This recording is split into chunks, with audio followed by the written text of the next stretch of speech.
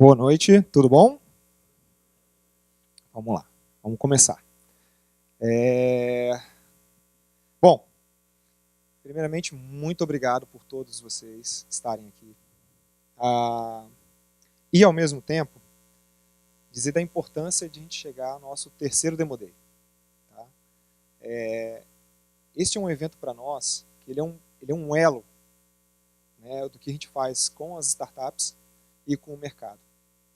Com esse mercado que nós estamos falando, sejam eles, né, de clientes, fornecedores e investidores, para que essas startups possam de fato crescer. Então, um pouquinho do que vocês vão ver hoje é um pedacinho do trabalho da Startup durante 2015 e também de 2014 e de 2013. Né? Vocês vão ter acesso aí ao material.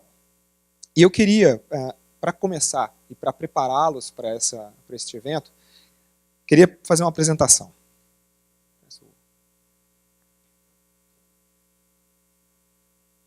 Obrigado. Então vamos lá. Já que o tema central do Demo Day é a transformação econômica, é óbvio, a gente não precisa estar falando quão importante é esse tema transformação econômica. A gente sabe o que o Brasil está passando, a gente sabe o que o mundo está passando. Só que a gente precisa fazer algumas perguntas e a gente precisa entender aonde que a gente está nessa história toda. Tá ok? Bom, e aí, a primeira pergunta que eu preciso fazer para vocês é o seguinte: que contexto é esse que nós estamos? Sabe? Aonde que a gente se encontra nesse momento e, ao mesmo tempo, que momento isso transforma, isso acontece, e essas empresas, sejam elas daqui ou sejam de qualquer lugar no mundo, contribuem com a transformação econômica daquela localidade e no mundo inteiro. Bom, não vou me alongar muito nesses primeiros pontos aqui, mas muitos de vocês podem imaginar o seguinte, que vocês conhecem muita gente daqui, dessa era industrial, certo? E essa é uma era que se transformou rápida, mas ao mesmo tempo ela não teve a quantidade de tempo, vamos dizer assim, né, de rapidez, como uma era da informação. E muitas das empresas que a gente olha, ainda na área de tecnologia, a gente olha e fala assim, poxa, essas empresas estão na era da informação. Só que o que acontece? A gente já está um pouquinho mais à frente, e essa era aqui, ela é muito diferente. Cada um de vocês aqui está tendo acesso, cada vez mais, óbvio, à informação, à tecnologia, mas ao mesmo tempo, cada um de vocês agora está tendo muito acesso a modelos de negócios inovadores que vêm transformando o mundo inteiro. Tá? Seja pelo WhatsApp, seja pelo Facebook, seja pelo Uber, seja por EasyTaxi, seja por empresas que chegaram há pouco tempo e transformaram o mercado. Certo? E aí o que acontece? Quando eu falo dessa era,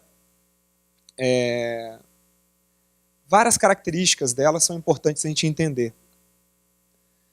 Mas principalmente, eu vou destacar duas. A colaboração e a velocidade. Quem não entender todos esses itens aí, mas principalmente esses dois, corre o risco de ficar fora, de não se encaixar nessa nova era. Por quê? Essa é uma era onde que os empreendedores, de fato, estão colaborando, estão com um espírito empreendedor diferente do espírito empreendedor de outras eras. Ao mesmo tempo, uma velocidade gigantesca. Basta ver o que está acontecendo, por exemplo, com a transformação que, por exemplo, o Uber veio e fez, e o que ele está causando nos locais que ele entra. Imagina, é uma empresa que surgiu tem poucos anos. Uma das empresas que tem maior valor de mercado lá no Vale do Silício. E ela tem essa velocidade de entrada através também do seu modelo de negócios, que está baseado também na colaboração e no compartilhamento. Bom, passando por esses pontos, O que a gente precisa fazer, então? A gente precisa entender que existe um contexto mundial que dá base para essa era e que, basicamente, estão contextualizadas nesse slide. E aí, o que acontece? Se você tem uma velocidade muito alta, faz com que você tenha novas tecnologias que surgem em ritmo acelerado. O que significa isso? Significa que empresas que surgiram hoje, correto, daqui a 4, 5 anos, o modelo de negócio delas tenha se esvaziado e outra já tenha entrado no seu lugar. E aí, para quem está do outro lado, como investidor no processo dessas empresas, ele precisa entender qual é o time daquela empresa. Correto? Para que ele também não perca o time desse mercado, dessa oportunidade. Ao mesmo tempo, tendo como um contexto uma alta disponibilidade de capitais. E aí parece engraçado, né, falar, a gente está falando de transformação econômica e a gente está falando de disponibilidade de capitais. Bom, nunca houve tanto recurso para startup. Aí você vai falar, pô, mas o mercado está estranho, o mercado está ruim, o mercado está isso, o mercado está aquilo. Mas todos os dias acontecem investimentos em startups em volumes de recursos gigantescos, sejam aqui no Brasil, sejam fora do Brasil. Isso fez, inclusive, com que um grupo de investidores no Brasil criassem um livro, né, que ele mostra exatamente quando ou aquisições ou investimentos acontecem.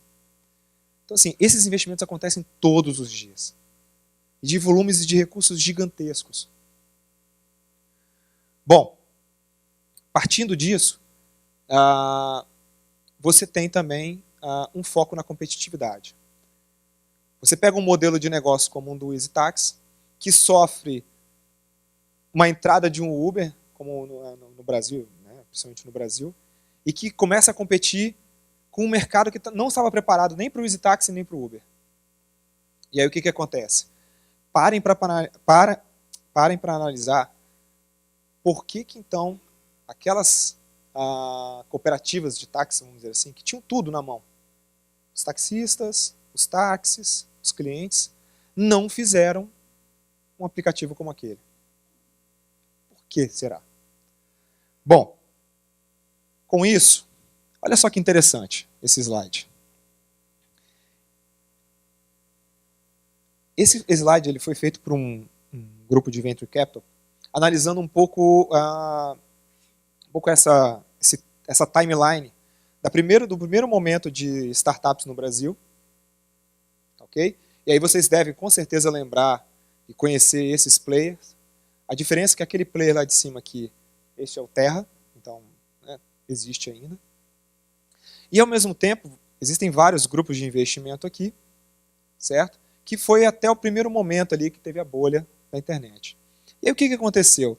Naquele momento, houve um tempo, né, que foi conhecido como o inverno nuclear, que foram pouquíssimos investimentos que aconteceram, mas que foi marcado no final dele por vou falar como aquisição, né, porque não foi um investimento em si, da esqueci o nome, que investiu no Buscapé, Naspers. Eu falei Axel Partners, porque a Axel está aqui. Que investiu no Buscapé, comprando mais de 90% do seu capital. E aí o que aconteceu? Bom, todo mundo deve lembrar dessa revistinha aqui, né, mostrando que o Brasil estava crescendo, bombando. E óbvio, neste momento houve uma diferença de mercado, onde que a gente está considerando como um boom. Aí surgiram aceleradoras, começaram a vir um monte de startups, uma delas inclusive que vocês conhecem aqui do Espírito Santo. E isso para nós é bom e ao mesmo tempo ruim. Quando eu digo ruim, no sentido seguinte, beleza, qual outra startup do Espírito Santo? Que tem acima de 40 milhões de faturamento? 30? 20? Entendem o problema? Bom, o que acontece com essa história toda? Nesse momento, quando há esse boom, você tem um boom, lógico, né, de startups, mas ao mesmo tempo você ainda não tem um boom de investidores. Esse é um caminho a ser seguido, é um caminho a acontecer. Óbvio que surgem outros fundos, né, que estão aqui embaixo. Só que, a partir do momento que você tem um boom, você tem que ter um momento de correção, porque você surgem muitas startups, e óbvio, você não tem a quantidade de recursos para que façam com que essas startups cresçam. Só para vocês terem uma noção. Nessa época, foi quando a Startup surge, nós recebemos no nosso primeiro programa de aceleração, nas inscrições, a gente recebeu uma agência de publicidade e propaganda que queria ser acelerada. Eles não entenderam o que estava sendo solicitado no edital. Bom, vamos lá, vamos caminhar. E aí o que acontece? Nós estamos aqui, né? Nós estamos aqui, correto? Nós surgimos aqui em 2012, num processo onde que você tem um boom de empreendedores surgindo, você tem uma quantidade de investidores cada vez maior crescendo e acontecendo, e ao mesmo tempo você tem um processo onde que as empresas começam a se maturar. Nesse material desse Venture Capital, ele considerava o seguinte, que a partir de 2015 iam começar a acontecer investimentos que estão sendo considerados como, né, um ciclo virtuoso, que são muito importantes para nós no mercado brasileiro. E aí o que acontece? Quando a gente chega a esse ponto aqui, a pergunta que a gente precisa fazer, e aí para estar se preparando, e para nós também, como startups, estar preparados, é: em que contexto queremos estar?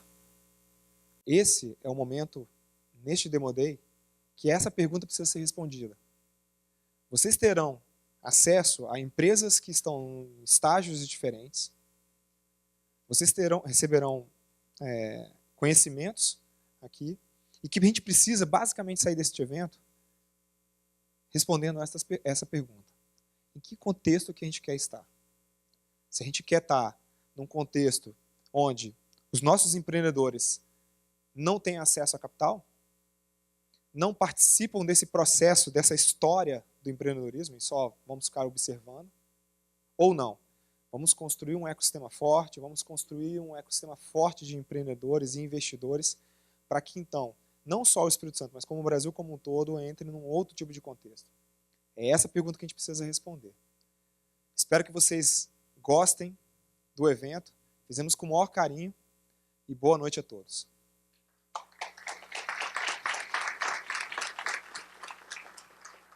Bom, antes de chamar o Marcelo, gostaria de agradecer aos nossos apoiadores e patrocinadores, o Bandes, a Geocontro, a Vivo, a Eversoft e a Rede Gazeta.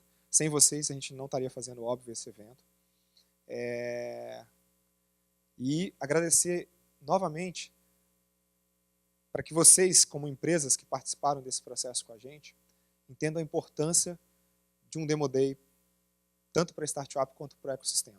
Esse é um momento muito chave para que a gente possa fazer com que as nossas empresas se conectem ao mercado cada vez melhor.